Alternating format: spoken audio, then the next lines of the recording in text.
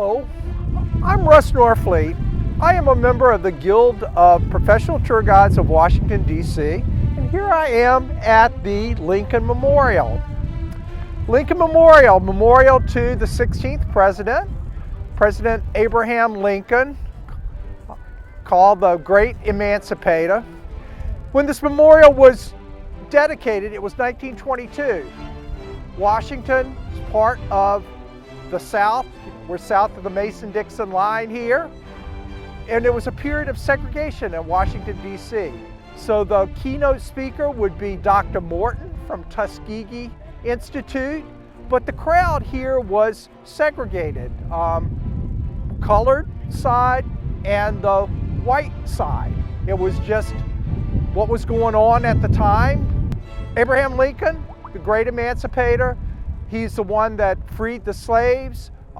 The 13th, 14th, and 15th Amendment that guaranteed full citizenship, equal rights, but this is 60 years after the Civil War, and there's still not complete freedom for African Americans. Washington, D.C., African Americans have been an important part of the economy here, the culture here, even before the city was created.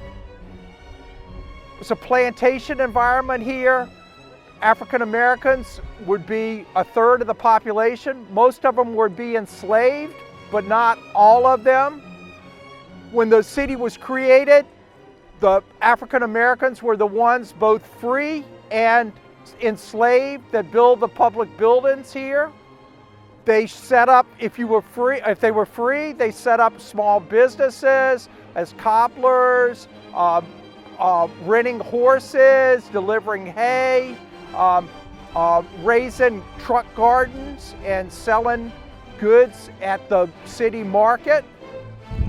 A tour guide is able to weave stories like this into the tours.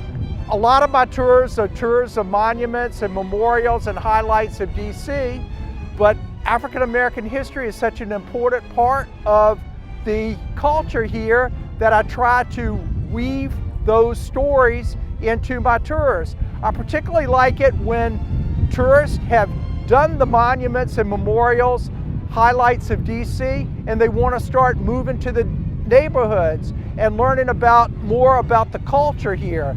There's just so much more to Washington, D.C. than the monuments and memorials.